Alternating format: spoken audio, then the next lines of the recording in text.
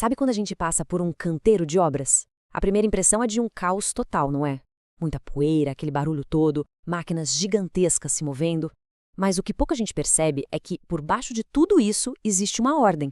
Uma ordem invisível, uma inteligência que consegue transformar essa bagunça toda em arranha-céus. E o segredo por trás dessa ordem? Bom, ele pode mudar o jeito como se enxerga o mundo. Olhando para essa imagem, o nosso instinto é ver cada máquina como uma ferramenta separada. Ah, ali tem uma escavadeira, ali um trator, lá um caminhão. Só que a verdade é que nenhuma delas funciona sozinha. Elas são, na verdade, parte de algo muito maior. São peças interligadas de uma engrenagem gigantesca. E aí vem a grande questão, né? Como é que se coordena dezenas de pessoas, toneladas de material e equipamentos que custam uma fortuna para que um prédio simplesmente surja, no prazo e dentro do orçamento? A resposta? Olha, não está nas ferramentas. Está numa forma completamente diferente de pensar. E para desvendar essa tal ordem, a gente precisa de uma lente nova, um jeito diferente de olhar para as coisas. É o que a gente chama de pensamento sistêmico. A essência do pensamento sistêmico é exatamente esta: parar de olhar para as partes isoladas e começar a enxergar as relações entre elas. Um canteiro de obras não é só uma soma de coisas, sabe?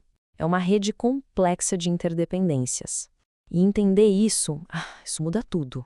Então, beleza, para entender essa rede, vamos dar uma olhada mais de perto, vamos dissecar os diferentes tipos de sistemas que estão ali operando na nossa frente, muitas vezes de forma totalmente invisível. Bom, primeiro tem a distinção mais básica de todas. Um canteiro de obras, por exemplo, é o que a gente chama de sistema aberto. Ele precisa de coisas de fora para funcionar: materiais, energia, informações. Já um sistema fechado seria algo como um relógio de corda. Uma vez que você dá a corda, ele funciona ali, isolado, sem se importar com o que acontece do lado de fora. Depois, a gente tem a organização. A maioria dos sistemas complexos, como uma construtora, é o que se chama de escalar ou hierárquico. É só pensar numa pirâmide de responsabilidades.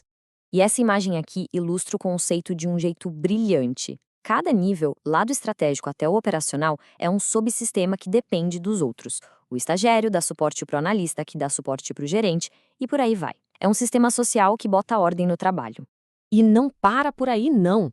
Pensa só, existem os sistemas materiais, que é o concreto, o aço, as ferramentas.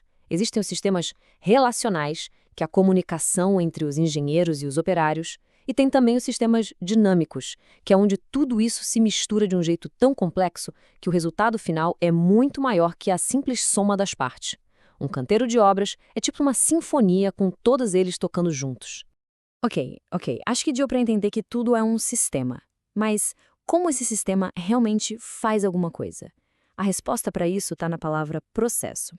Se o sistema é o quê, o processo é o como. Tem um teórico da administração bem famoso, o Chiavenato, que define processo de um jeito bem claro. É basicamente isso: uma série de ações que pegam alguma coisa e transformam em outra. Não é só sobre empilhar tijolos, entende? É uma transformação de recursos. E na sua forma mais pura, o diagrama é este aqui. Você tem as entradas, que são os inputs, aí algo acontece no meio, e você tem as saídas, os outputs. Parece simples, né? Mas agora, olha só para essa imagem. Aquela ideia abstrata, de repente, ganha vida. As entradas são os projetos, os materiais, a mão de obra. O processamento é a execução técnica, o trabalho em si. E a saída? A edificação pronta. E, o que é crucial, a satisfação de quem vai usar aquele espaço. Então, ter um processo já é o primeiro passo, mas o verdadeiro desafio, a arte da engenharia mesmo, é fazer esse processo fluir sem nenhuma interrupção. É aqui que a gente separa os amadores dos mestres. Os especialistas Dias e Gonçalves nos mostram que um engenheiro de sucesso precisa ser um verdadeiro maestro de dois fluxos principais. De um lado, o fluxo de informação, que são os planos, as ordens. Do outro, o fluxo de materiais. Pensa bem, se a informação não chegar antes do material, o sistema trava. E se o material não chegar quando a equipe está pronta, o sistema trava também. Sincronia é absolutamente tudo. E dentro de qualquer fluxo, existe um inimigo mortal da eficiência, o tal do gargalo. Ele é aquele ponto específico, sabe? Aquela única etapa que acaba ditando o ritmo de todo o resto. E essa citação aqui resume o problema perfeitamente. Não adianta nada otimizar todas as outras partes do processo se o gargalo continua lá, segurando tudo. Achar e resolver o gargalo é a forma mais inteligente e eficaz de acelerar o sistema inteiro. E o mais interessante é que isso não é achismo, não. Os engenheiros usam modelos matemáticos super complexos, tipo pesquisa operacional, para mapear cada atividade, encontrar o que eles chamam de caminho crítico e prever onde os gargalos vão aparecer. É pura ciência aplicada. Mas e se a gente pudesse ir além de só consertar problemas? E se o próprio sistema pudesse aprender e melhorar dia após dia? Isso nos leva ao último conceito, e talvez o mais poderoso de todos. A palavra é Kaizen, é uma filosofia japonesa que a gente pode traduzir como melhoria contínua ou melhoria diária. A grande sacada aqui não é fazer uma mudança revolucionária, uma coisa gigantesca, mas sim dezenas de pequenas melhorias inteligentes todos os dias, sem parar. O que a gente vê aqui é a diferença fundamental entre remediar e evoluir. A mentalidade tradicional vai lá e conserta o martelo que quebrou para poder voltar logo para o trabalho.